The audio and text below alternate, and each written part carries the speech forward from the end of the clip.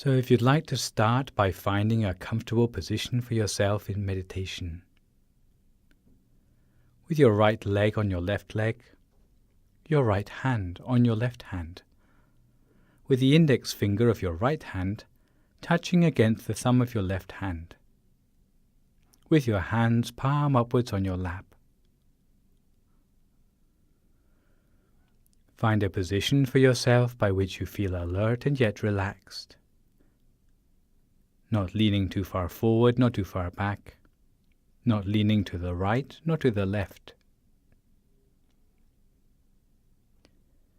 Find a position of poise for yourself.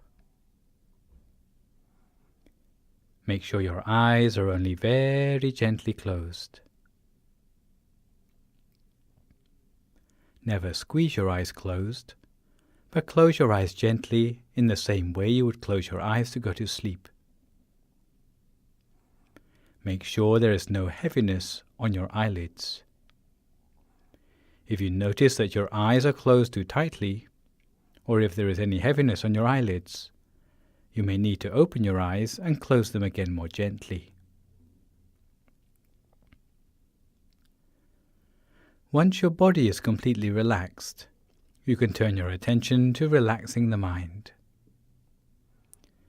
If you like, you may like to think of all the merits which you have done in your past, whether it be the merits of generous deeds for the benefit of society around you, donations to the temple, offering of robes, keeping the precepts purely, even meditation and chanting in your daily life.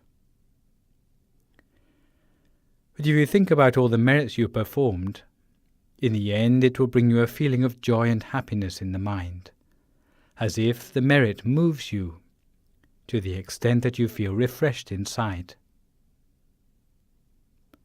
You should cherish such a feeling of happiness in your mind, just for a few moments, as if all the happiness seems to come from the center of our body. And when we feel relaxed, both in body and in mind, very gently, using no effort at all, we allow our attention to settle and to center to a point in the middle of our stomach, as if in the middle of our stomach was just an empty space. Maintain your mind at the center of the body, observing as continuously as you can for as long as you can. Keep your mind always at the center of whatever arises there, at the center of the bright sphere of light, or at the center of the Buddha image inside yourself, if that's what you prefer, until eventually there are no remaining thoughts in the mind anymore, and the mind can come to what we call a standstill at the center of the body. A standstill means that the mind comes to rest inside the body, without any thinking anymore.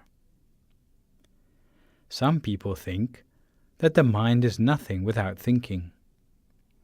But in fact, in your meditation you will find out that the mind without thought is much more powerful than the mind caught up in concepts. The mind which is free of all thoughts can start to draw upon consciousness at a deeper level. Consciousness, which we call the gut feeling of the mind, consciousness, which we call the inner wisdom of the mind. Once we switch on to these things, then it will be like a light within ourselves, which illuminates and literally sheds light on the mysteries of the world around us. Because wherever there is light, there is knowledge. Wherever there is knowledge, no ignorance can creep in. All the other things, whether it is greed, fear, hatred or delusion, no longer have a place to hide themselves. Because once we have understood the reality of the world through inner experience, no one can persuade us to understand the world otherwise. Because we have already seen the nature of the world for ourselves. So now for a few more moments in silence, each to their own meditation, cultivating the mind at the center by the means of your bright object, and the sound of the mantra if necessary, until we come to the appropriate time.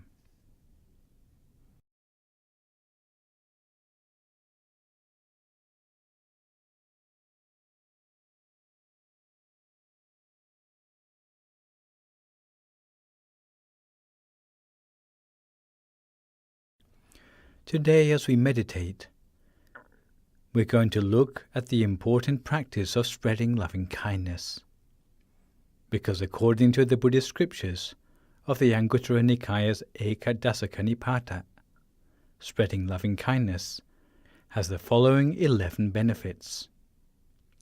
It allows us to sleep in happiness, wake in happiness, gives us freedom from nightmares, makes us endearing to humans and non-humans alike, affords us protection by guardian angels, protects us against fire, poison and weapons, facilitates our attainment in meditation, and gives us a radiant complexion.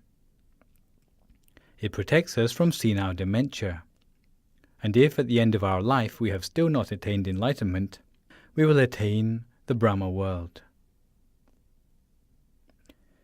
For loving kindness, it's important always to keep your mind at a standstill at the center of the body, as continuously as you can, for as long as you can, without letting your mind wander anywhere else.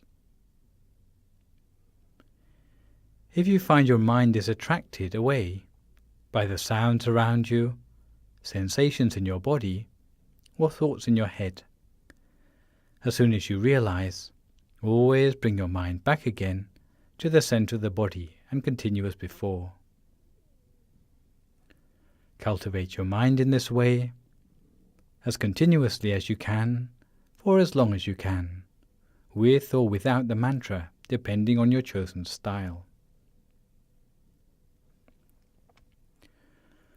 Our mind remains always at the center of the body, at a standstill at the center, whatever inner experience we have attained for ourselves. For some people it will be like a clear, bright sphere of light at the center of the body. For other people, it will be like a clear Buddha image at the center of the body. For others still, it may be like a feeling of warmth or well-being at the center of the body. Whatever sort of inner experience we have attained for ourselves, we place our attention very gently at the center of that experience, at the very center of the inner experience within ourselves, touching gently with the same lightness as a feather floating down to touch on the surface of some water, so lightly that the feather doesn't even break the surface of the water. In the same way, we touch our attention at the center of the inner experience within ourselves. We touch our mind at the center with just the right amount of attention. What you will soon find is that the inner sphere of the mind will gradually expand outwards in size, expanding outwards in size until it is the same size as the whole of your body, as if we were sitting inside a sphere of our own well-being or a sphere of our own light. And we make the wish that may we ourselves be well and happy, may we be free from all suffering. And touching our mind again at the center of the body, the sphere of well-being or the sphere of light spreads outwards beyond our own body, spreading outwards in all directions, just like the moonlight shines outwards from the full moon in the night sky, or just like a block of ice spreads coolness in all directions around itself into the surrounding atmosphere. In the same way, we spread our loving kindness in all directions around ourselves, spreading the sphere of loving kindness around ourselves outwards into the room in which we are sitting for meditation, making the wish that may all beings here in this room be well and happy, be free of all suffering. And we spread our loving kindness further still, spreading it outwards from the center of the body to encapsulate the whole of the building in which we are sitting for meditation, with the wish that may all beings in this building be well and happy, be free of all suffering. And now we spread our loving kindness further outwards still, in all directions around, into the neighborhood around us. Again, with the wish that may all beings here in this neighborhood be well and happy, be free of all suffering. And we spread our loving kindness further outwards, in all directions all around, into the whole of the city around us. If you find it easier, you can imagine it as a map seen from above. Then imagine the city so. Spread loving kindness outwards to cover the whole of the map of the city in all directions all around, so that there is no part of the city not touched by the coolness and radiance of loving kindness, again making the wish that may all living beings here in this city be well and happy, be free from all suffering.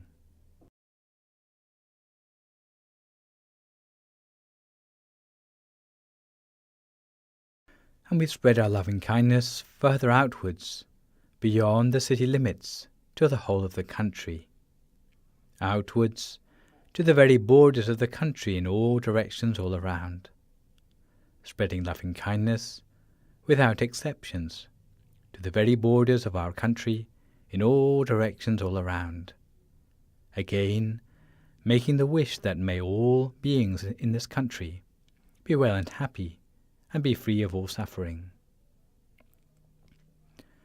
Now we spread our loving kindness outwards to all the neighbouring countries,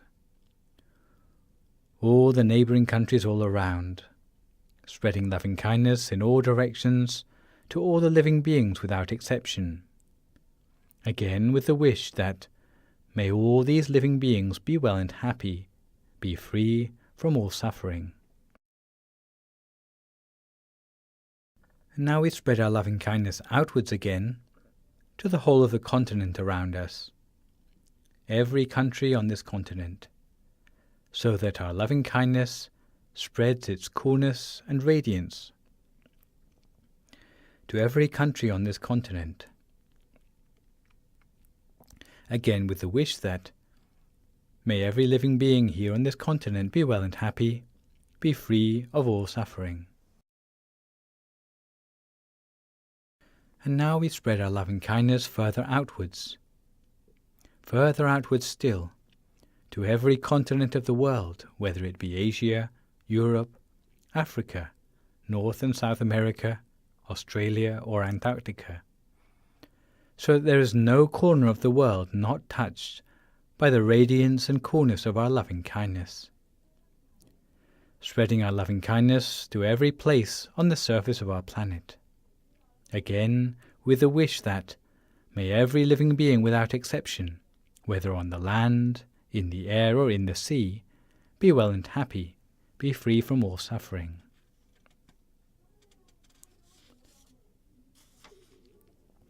May all living beings be able to coexist in peace and harmony, so that true peace may prevail on our planet. And we spread our loving kindness in all directions all around, outwards into the universe, to the front and to the back, to the right and the left, above and below, putting our loving kindness outwards into the universe around us, with the wish that wherever there may be living beings, may they too be touched upon by our coolness and radiance given by our loving kindness. In such a way, we spread our loving kindness without limits and without exceptions, outwards into the universe, the galaxies, and the cosmos around us. Long ago, in the time before the Buddha, there was a hermit called Kapila, who used to retire to the seclusion of the forest for meditation. It was his habit to favor the practice of meditation on loving kindness, and this he would practice on a regular basis, by day and by night. Whenever his mind was at ease, he would spread loving kindness facing east, with the intention that, may all living beings in the direction in front of me, even from the smallest creatures, whether 2-footed, 4-footed, with many legs or no legs at all, in the eastern quarter, be pervaded by my loving kindness, spread with the purity of my mind.